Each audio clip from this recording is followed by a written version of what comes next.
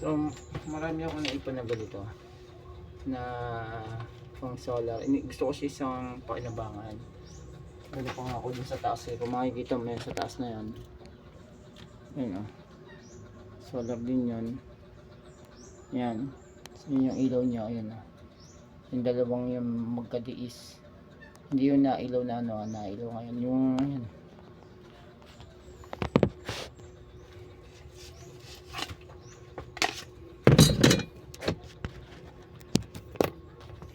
Yan siya.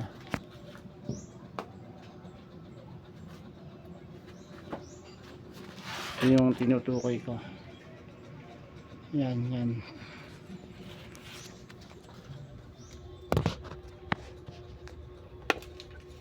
May naipon akong ano, maliit nito. Sayang hindi lang talaga ako magkaroon ng ano, ng pwesto. Pero parang benta na rin o ano, hindi mapapakinabangan eh, kaysa pampadami lang ng gamit ko. So dispose ko na lang naman to, and that's it. Sinishare ko lang kasi yung nakita ko kasi yung kahalagahan ng solar eh.